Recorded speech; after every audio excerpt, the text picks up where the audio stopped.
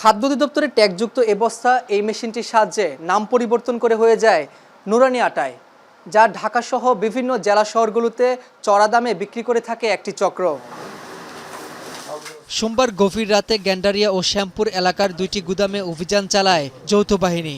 উদ্ধার করা হয় অবৈধভাবে মজুদ রাখা খাদ্য অধিদপ্তরের প্রায় কয়েকশো আটা ও চালের বস্তা।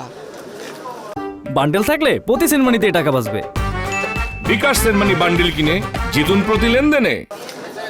মূলত আরকে এন্টারপ্রাইজ নামের এই দোকানে গোপনে খাদ্য অধিদপ্তরের ট্যাগযুক্ত বস্তার মোড়ক পরিবর্তন করে নুরানি আটা ও নূরজাহান চাল নামে ছড়িয়ে দেওয়া হয় ঢাকা, চট্টগ্রাম সহ দেশের বিভিন্ন বাজারে।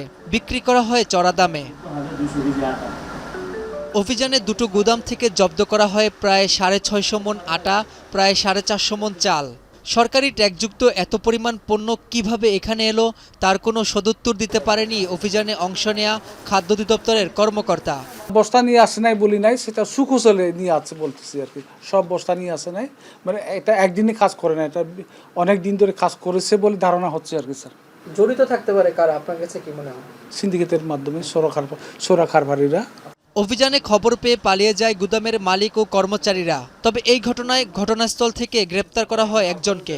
তদন্ত করে জড়িতদের বিরুদ্ধে ব্যবস্থা নেওয়া হবে বলে জানায় নির্বাহী ম্যাজিস্ট্রেট। এখান থেকে এলে এটা সরাই যায় যে কার কার দোকানে যাবে। আমাকে যে বেতন দেয় তার নাম হলো হাসিব। হাসিব কি এখানে মালিক?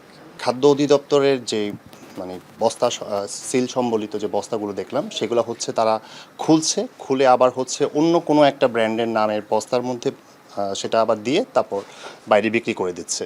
সো এই বস্তাগুলো হচ্ছে যে যারা এটার সাথে জড়িত, আমরা যাদেরকে মানে এখানে হাতে নাতে ধরেছি তার বিরুদ্ধে আমরা আইনগত ব্যবস্থা নিতে যাচ্ছি এবং সেখান থেকে হচ্ছে আমরা জানার চেষ্টা করব যে কোন চক্রটা এর সাথে জড়িত। এই চক্রটা বেসিক্যালি হয়তো দীর্ঘদিন যাবৎ চলে আসতেছিল।